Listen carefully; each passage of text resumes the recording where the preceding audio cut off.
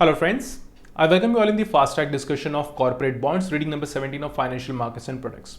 This is part of your fixed income section. In fixed income section, we have different types of discussions. We have discussion related to the bonds, pricing of bond yield curve, hedging using the bonds or the fixed income securities using the DV01 convexity and so on. And we have some discussion which relates to the swaps, right? So derivatives. Then we also have the discussion related to the mortgage-backed securities. The discussion which relates to the bonds, in that discussion, we discuss two types of bonds generally. So one is the government issued bonds, which are the treasury securities or treasury bonds. And then we have the specific discussion which relates to the corporate bonds as in the bonds which are issued by the corporates. This chapter relates to the corporate bonds only. So corporate like the utilities, like the electricity companies, electric power companies, gas companies, oil companies, and so on. Then some corporates who needs the money, right? So let's start the discussion. And one important thing here is, like, this is very theoretical discussion. You can expect one question from this section and you are supposed to remember some key points here. So it is not like you can just understand and move on. So you have to remember the points which I will tell you specifically, like you have to remember these points. So make sure you remember those and you're good to go. You will be able to score question in the exam. So it is not difficult chapter, right? So first of all, it is the basics of bond. So what is a bond? Bond is a fixed income securities in which the loan is made by the investor to the issuer. I will give you the quick idea of what is a bond. And the issuers are generally government or corporates seeking the funds from the market. Now this chapter relates to the corporates. So here, this is the basics of the bond, right? What is a bond? We are discussing bond here. So the quick idea of what is a bond? Bond is, in general, we know the corporates requires funds to run their business. So now there are two or three methods to get the funds. So primarily two methods to get the funds, which we are more concerned about. The first is the equity, and then we have the loans, right? Equity and loans. In the loans, we have two types of loans. Loans provided by the banks in the form of loans. So these are not tradable loans. So if the bank A issues the loan to, say, corporate ABC, then that bank will get the interest, but that bank in general cannot sell their loans in a very easy format or the easy way. Then there is a second type of loan, loan in the form of securities, which is the bonds. In the bond, the loan is provided by the investor to the issuer of the bond. So this corporate is the issuer and investor, like say you and me. So A, B, C are, say, three investors, and these investors will provide the loan to this particular corporate, the issuer, and the issuer will issue bonds to these three people. So A, B, C investors. So if, say, this particular issuer needs $10,000, which is a very small amount, generally these bonds are issued in like millions, but I'm just taking the example. So say this particular issuer requires only $10,000 loan, and say face value of the bond is say 100. So this particular loan will be divided in say this will be 1,000 total, right? So total 1,000 bonds. Okay, so say Mr. A provided 100 bonds, not 1,000 bonds. So say A bought 50 bonds, B bought 25 bonds, and C bought 25 bonds, right? So A, B, C. So these are the three investors here. Now these three investors will provide the funds. So for example, A will provide 50 multiplied by 100. 100 is the face value and 50 is the total number of bonds he purchased. So 50 multiplied by 100 will be equal to 5,000, right? So 5,000. So $5,000 of loan provided by the A to this issuer. And in similar fashion, we have B and C, 2,500, 2,500 respectively. Now say C needs money for some reason and he wants to sell his securities or the bonds, so he can easily sell it. So see, what is the advantage here? So bonds can be sold. So these are the resellable securities. That's why bonds plays very important and crucial role. And also because there are investors, so the normal investors involved, we have to look at the different aspects of these bonds, right? So I hope you understood the idea of the basic idea of the bond, why this bond is required, what is the advantage of the bond compared to the general loan. So both are the loans. The loan provided by bank is also the loan and bonds is also the loan, but bonds comes in the form of securities which are tradable. So you can transfer your loan, you can transfer your receivable. So C can transfer his receivable to the B. This is the basic.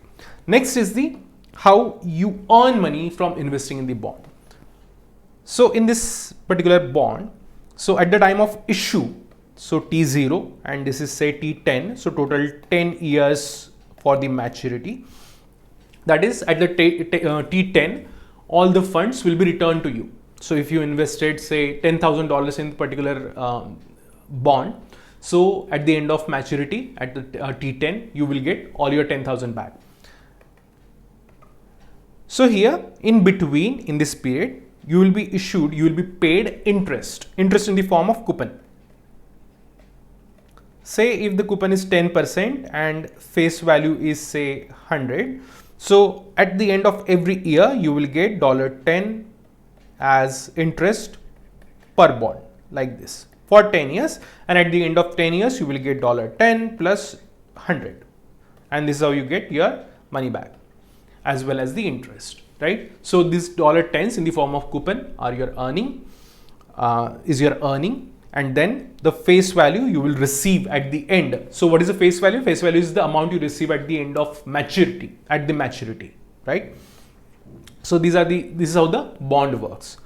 So this is the assumption of when the bond is the coupon paying bond. So there is also a variation of the bond which is a zero coupon bond. Zero coupon bond means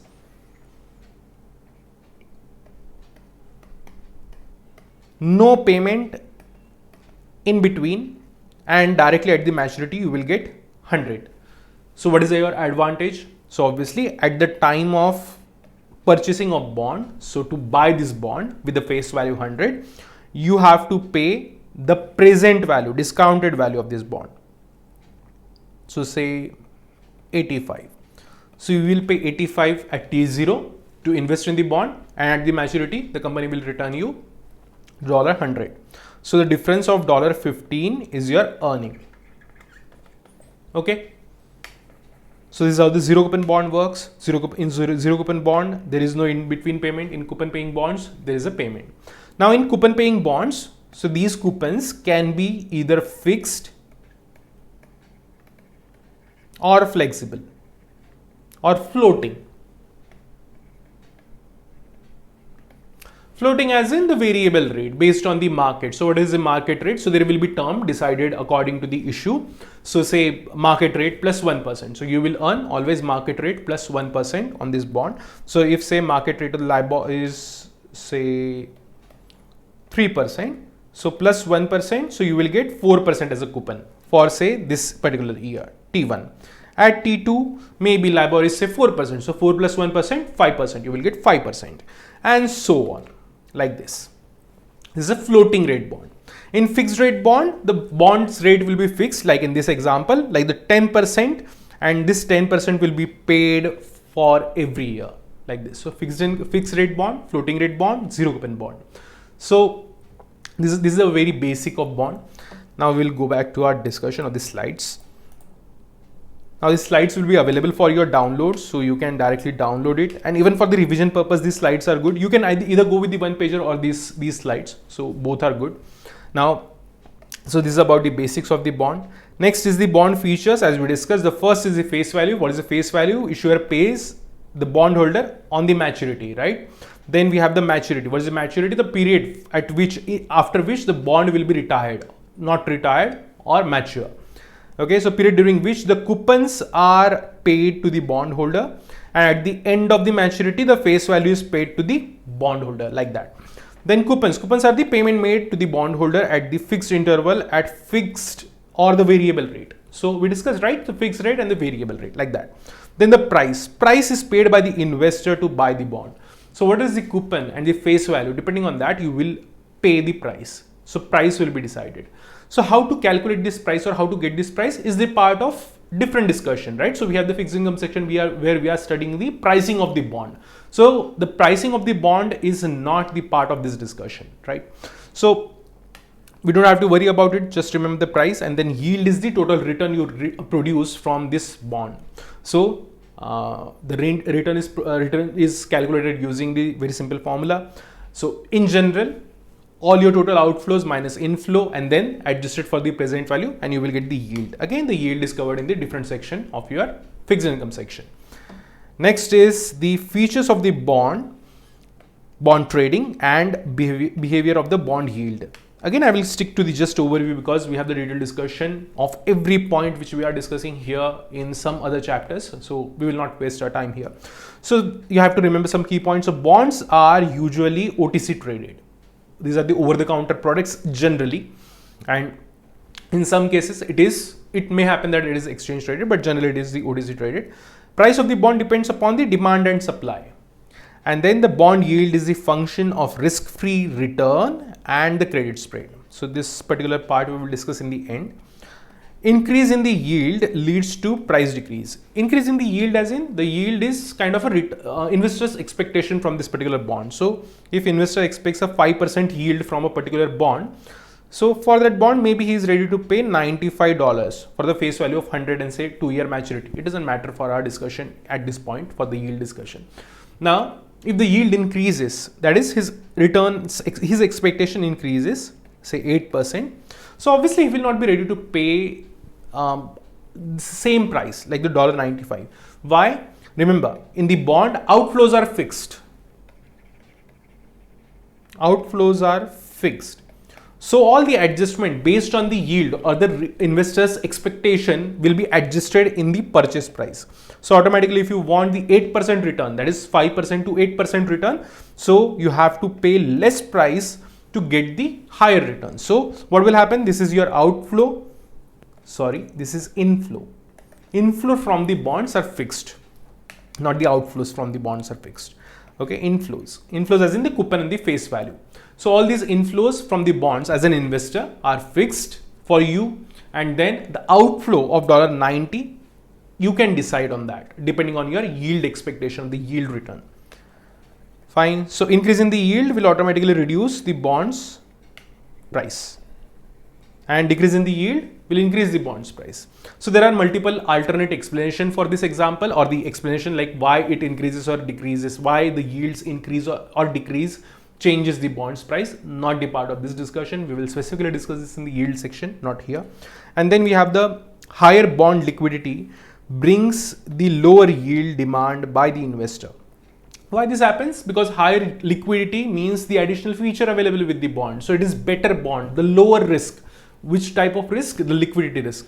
So lower the risk, automatically the yield expectation. So what is yield? Yield is a function, or your return from this bond is a function of risk-free rate plus credit spread.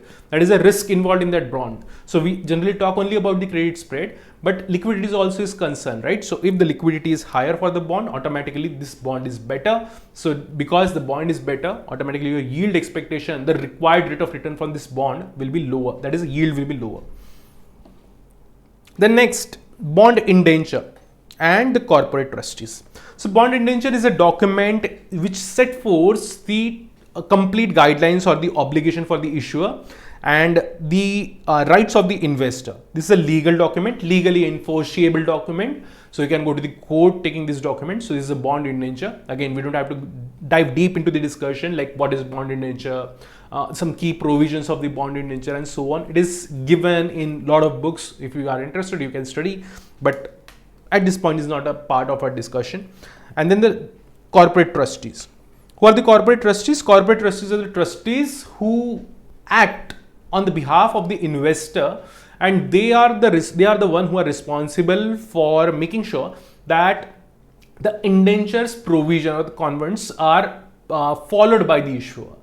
Okay, so the corporate trustees are generally the banks or the trust whose role is to interpret the language generally very complex in the indentures. So language of the indenture, and act in the interest of the bondholders, right? So if you have, say, one particular type of corporate, one particular type as in say electric utility who is issuing the bonds, and there are say 10 different utilities who are issuing the bonds, you will find a similar type of language in the 10. Okay, so this kind of a legal document which set forth all the guidelines and so on, as we discussed. Now next is what is a trustee. So trustee would authenticate the issue and keep the track of the amount of the bond issued by the issuer and under the specified limit. Trustees make sure that the issuer abides by the indenture convents. So convents as in the provisions or the contract given in the indenture. So this is the trustee's job, because general investor can't involve themselves in like all these activities, right? Then the corporate trustees requirements are explicitly stated in the indenture, and trustees only needs to meet those requirements and no more. Meaning maybe one trustee finds out like this there is a area of concern in particular issue, but he cannot touch it if it is not mentioned in the indenture. So indenture will specifically provide the guidelines like what trustees are supposed to do, what is their job. So if the job is specified, then automatically that job is for the trustee, and apart from that there is no job for the trustee.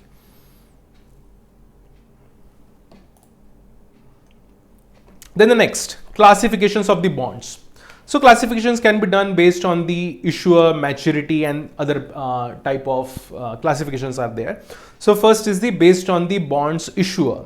So it can be like who are the issuers. So based on that you can categorize it, classify it. So utilities can be the issuer, then transportation companies like the airline companies and so on. Industrials like the industries, financial institutions like the bonds or the investment firms, and the international as in the international issues. It can be based on the maturity, or the classification can be done based on the maturity.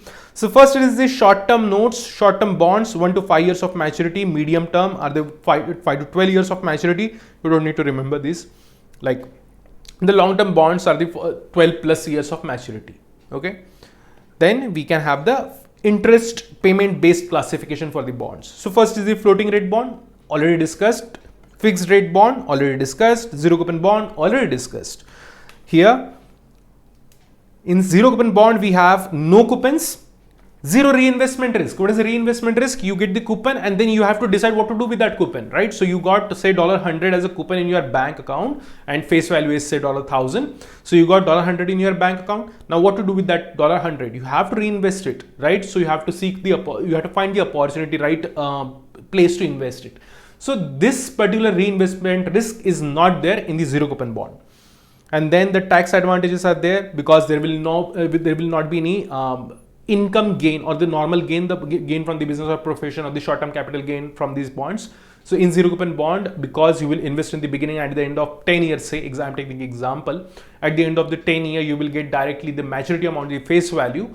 So this means that you have to only go with the capital gain, and in capital gain there are advantages, right? So those who are linked with the taxation, you know what are the advantages in the capital gain. If you are not concerned with the taxation, you are not linked with the taxation taxation as a profession, then you don't have to worry about it. Okay, so just remember there is a tax advantage in the zero coupon bond. If issuer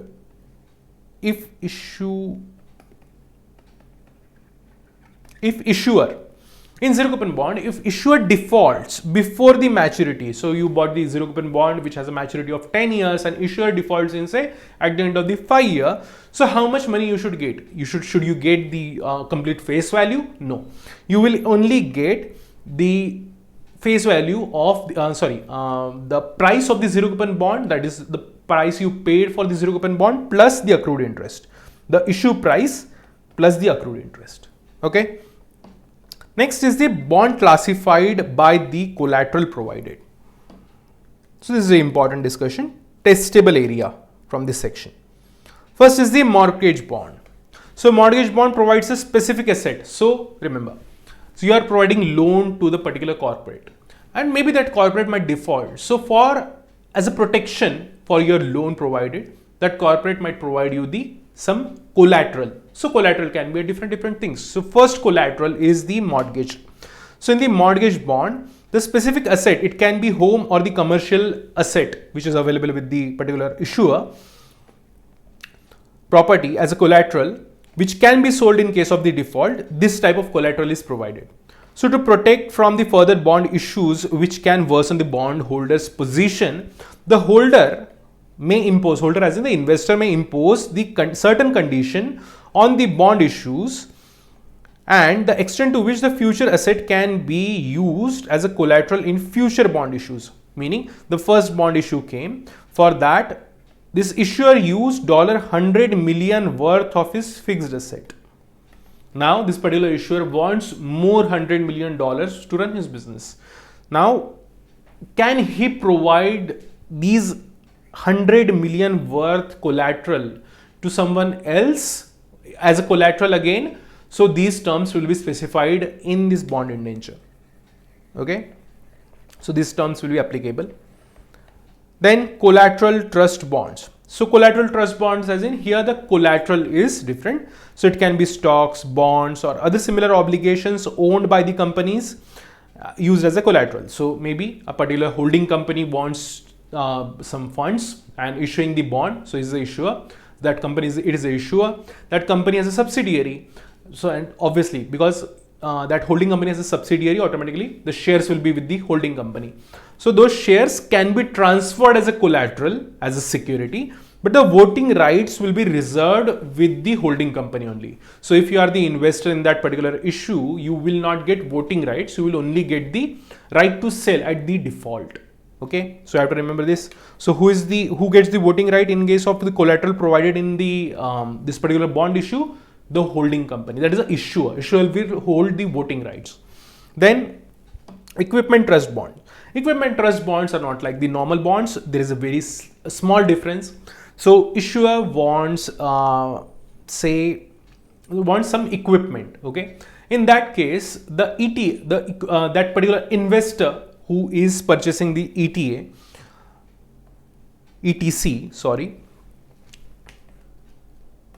who is purchasing the ETC, he will buy the equipment on the behalf of the issuer. Once the equipment is bought, obviously to buy the equipment, he has to float the funds. So say $10,000 paid by the ETC investor to buy the equipment, and this particular equipment will be transferred to the that particular issuer. Issuer gets what? Issuer gets the equipment to run his business, and he will issue bonds to this particular ETC holder. So if you are the ETC holder, so the steps are very simple. So bonds will be issued when you buy the equipment. So you will buy the equipment say worth $10,000. So you will get the bonds worth $10,000. You will transfer that equipment to the issuer, and in that you will get the rent. Okay, and not the coupon, remember. So the borrower, as in the issuer, will pay you the rent. Fine.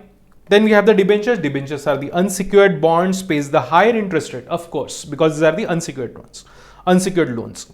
So rank below the collateral bond, issuer is restricted to only one debenture issue if there is already secured debt. These are the key points you have to remember. If there is no unsecured debt as in there is no non-collateralized debt like that. So no collateral is provided, no unsecured debt. If there is no unsecured debt, there is often a negative pledge clause that says the debenture will be secured equally with any secured debt that may be further issued. So what is the meaning of this? So maybe like at this particular point, say the issuer issued a debenture, so unsecured debt, unsecured bonds. So you purchase those bonds. So what if that issuer again issues the bonds after that? Remember one thing, in case of the unsecured versus secured bonds, so unsecured bonds, if the firm defaults, gets the money whatever is left after it is paid to the secured bond. So first payment will be done to the secured bond holders, then the unsecured bond holders number will come.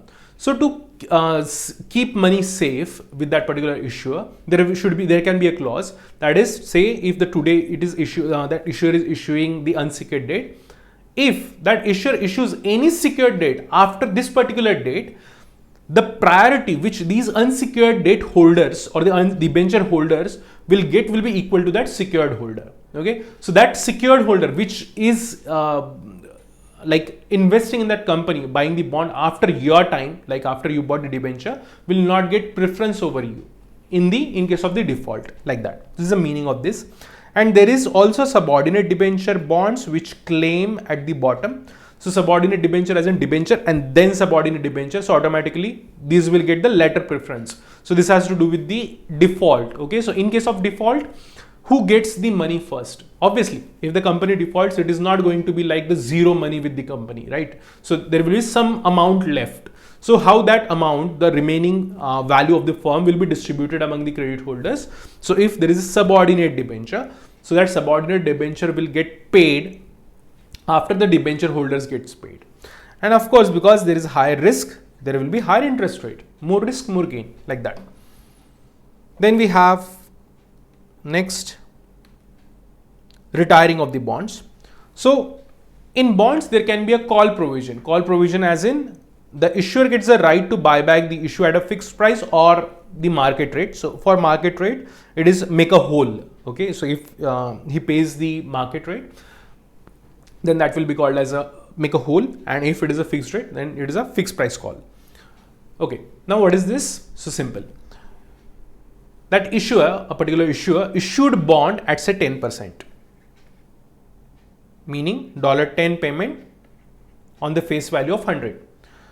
And now the interest rate falls, the market interest rate falls to say $5, interest rate falls to 5%, meaning for $100 he should be paying 5, but now he is paying 10, which is higher. So what he can do is he can simply retire these bonds, buy back these bonds, pay the money back to all these investors and use the same money to buy new bonds.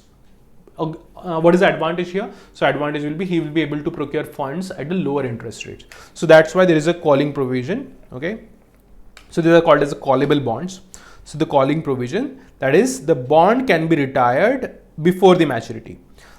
This right is exercised by the issuers in case like a lower interest rate in the market. Altering the capital structure, if he wants to alter the capital structure as in equity to debt ratio, he wants to restructure that for to run the business efficiently, or maybe there is any regulation coming for it. Then increase in the shareholder value. So if you understand this point, good. If you don't, just remember increase in the shareholder value, like how it increases shareholder value. So when you retire the bond interest rate, you don't have to pay the interest rate. If you don't pay the interest rate, your fixed expenses are reduced. If the fixed expenses are reduced, automatically that funds will be earned by the investors, the equity investors. So that's why it increases the shareholder value. This can either be fixed or make a whole. So fixed as in the fixed payment, make a whole as in the based on the market rate. Then sinking fund, M&R, maintenance and replacement fund, and then tender offer. So what are these three things? Sinking fund as in at the time of issue only, indenture will mention that at the end of every year, these many bonds will be retired. Okay, so say the firm issued 1 lakh bonds.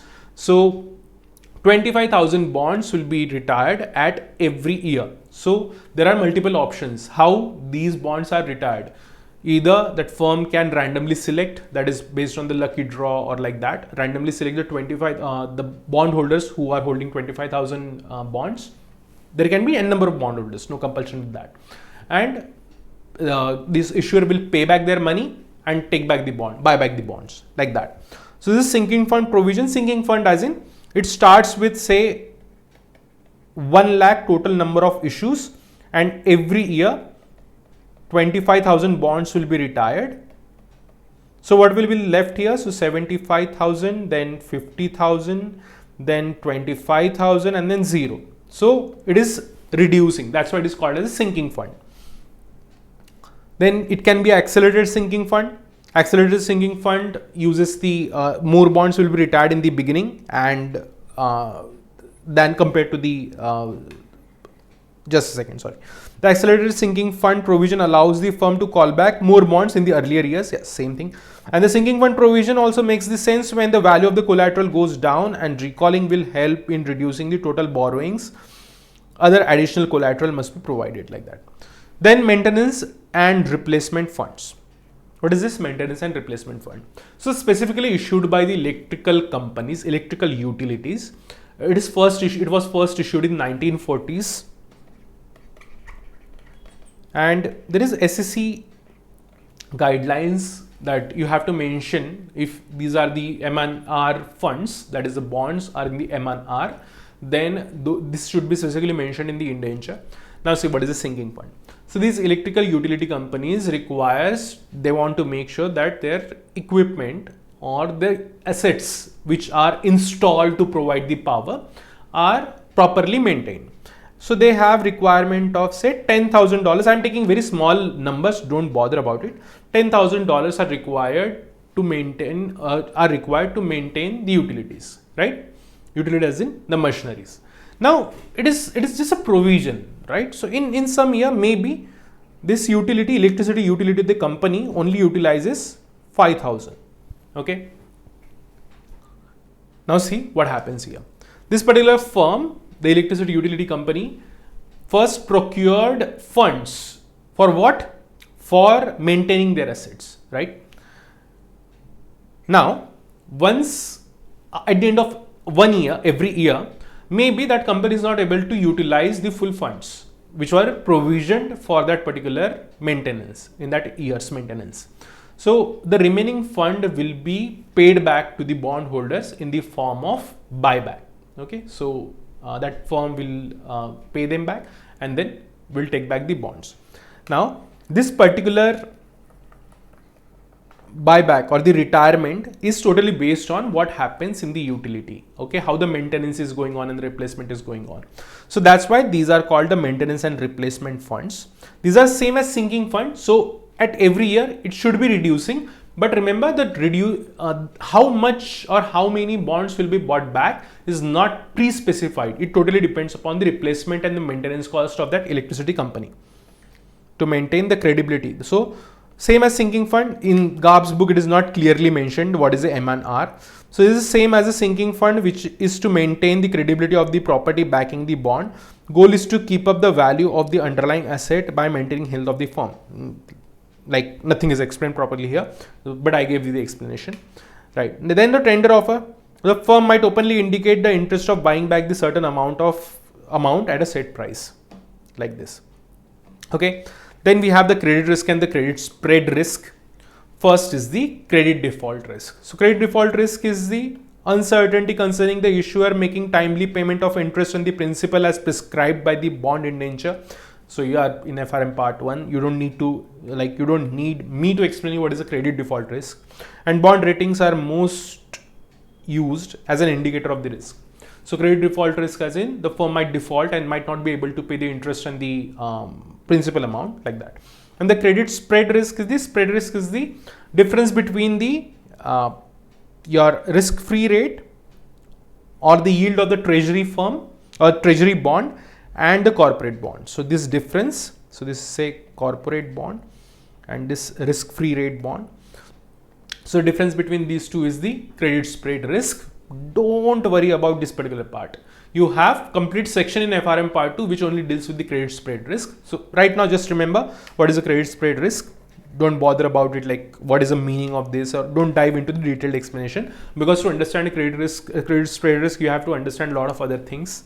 Okay, is the difference between the corporate bonds yield and the comparable maturity treasury security. There is a risk-free security. Okay, and the difference is the credit spread. Factors such as the embedded option, the liquidity factors might affect this particular credit spread. Then we have the event risk. Event risk addresses the adverse consequences from the possible event involving the significant increase in the leverage, that is the increasing loans, which might escape being included in the indenture. So event risk is not included in the indenture, but maybe the leverage is increasing and company wants to restructure its balance sheet. In that case, it might come with the buyback option and so on. So such events are mergers, recapitalization, share purchase, etc., which drastically changes the firm's capital structure and affects the credit worthiness of the bond. Okay, this is the event risk. Then, in order to protect the bondholder, a company may include the indenture a maintenance of net worth clause that can be required by the company to maintain the minimum equity. Repurchase is required if the level is breached. Repurchase as in you have to buy back the bond. The issuer has to buy back the bond. Then we have the next discussion which relates to the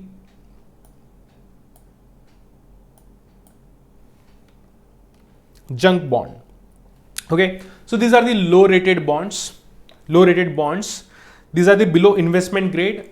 This particular concept will get cleared in the credit rating chapter, external credit rating chapter. Don't bother about it, like what is the investment grade and so on at this particular point. You have detailed discussion on this.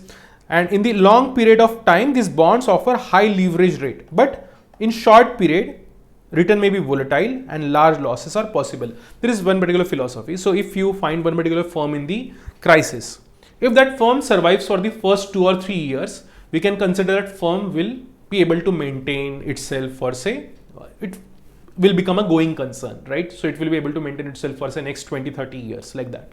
So the problem is for the first few years. So that's why you will have the high volatility in the return for the first few years, but in long run it provides nice returns, good returns compared to the other bonds.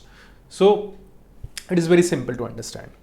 Then one type of junk bonds are issued by the firms which are non-investment grade. So the firms which are non-investment grade might issue the junk bonds like that. And such issuers may be young, just new companies, or growing companies with no strong financial statement but have the promising future. Then we have the falling angels, meaning previously very credit-worthy company, but now the credit rating is reduced. So these are the falling angels, are the bonds issued by the investment grade rating, but in the event led to rating agencies lowering the credit rating. Then deferred coupon bonds as in issued at the discount, it does not pay coupon for the some initial period. So for, say, first 5 years, no coupon payment. After that, coupon payment will start. Then step up bond. So low coupon payment in the earlier period and higher coupon payment in the later period. Then payment in kind. So allows the issuer to pay interest in the form of additional bonds over the initial period. And extensible reset bonds allows the issuer to reset the coupon as frequently as needed to keep the bond's price at the specified level. Maybe it will be issued at, say, 5% coupon, and to make sure the price is at the certain level, he might adjust it to, say, coupon at 6% or 4%. So the prices are maintained like this. Then we have the last discussion, which is about the recovery rate and the default rate. Discussion is very, very simple. Issuer default rate. Calculation is very simple. Total number of issuers defaulted over the year. So you will just take the total number of issuers. Out of those issuers, how many defaulted? So first, number of issuers defaulted over the year divided by total number of issuers at the beginning of the year. So say 100 issuers issued the bonds and say 10 defaulted. So issuer default rate is 10% like this. Then the dollar default rate. So instead of taking these issuers, you will take the dollar value of the issue, but calculation is the same. So par value of the bond defaulted in a given year divided by total par value of the outstanding bond. So initially at the beginning of the year, total $100 million worth bonds were issued, and out of which, say, one issuer defaulted worth total $5 million. So this is a 5% default. So issuer default rate and dollar default rate might be different depending on the dollar value. And then dollar value cumulative. Cumulative is simply cumulative of all defaults, start from the beginning and keep accumulating it. And then cumulative value of all the issuance multiplied by weighted average of year outstanding. So again, the weighted average of year outstanding discussion is not important here. You don't have to do all these calculations. In the meantime, you will understand how to calculate this weighted average years outstanding. Not a very complicated discussion, very easy to understand. You have to simply calculate the weighted average of the years of survival of the bond, like that. Okay. Then the recovery rate. Recovery rate is the amount recovered as a proportion of total obligation in the percentage after the bond defaulted. Once the bond defaulted, face value of 100, so you invested in one bond, out of which, say, only 40 received, recovery rate is 40%. So 40% of the face value is recovered, like that. So as per some study, Moody's study, recovery rate is estimated to be 38%. Then expected return. So what is the expected return? Expected return is risk-free rate plus credit spread. Risk-free rate plus credit spread. This credit spread is expected loss rate. So you will learn in FRM Part 2 how to calculate the credit spread. So the formula for the credit spread is expected loss ratio or the expected loss rate, which is probability of default multiplied by, again in FRM Part 2 you have discussion how to calculate the probability of default, don't bother about it right now, 1 minus expected recovery rate. Okay, and then this 1 minus expected recovery rate is what? Loss ratio. So loss ratio minus multiplied by probability of default, you will get the expected loss rate. So the one study has noted that the excess of the credit spread over the expected loss rate is lower when the credit quality of the issuer is higher. So excess of the credit spread over the expected loss rate is lower. So understand this, what is the meaning of this? So this ELR, expected loss ratio, is based on a particular formula, but maybe this credit spread depending on the market rate of that particular bond is different. Okay, so this says slightly higher or lower. So based on it is, if it is lower, so it will be lower when and only when the credit quality of the issuer is higher, and for reason being is the credit spread is lower as the issuer credit quality increases. So this is very basic discussion, right? So this is simple difference between your calculation and the actual credit spread. So credit spread indicates the risk. If this particular credit spread is excess credit spread over the ELR is very small, okay, in that case the credit quality is good for the issuer, and if it is high then credit quality is lower. Okay, so this is about your corporate bond discussion. See you in the next chapter. Thank you for listening. Thank you very much.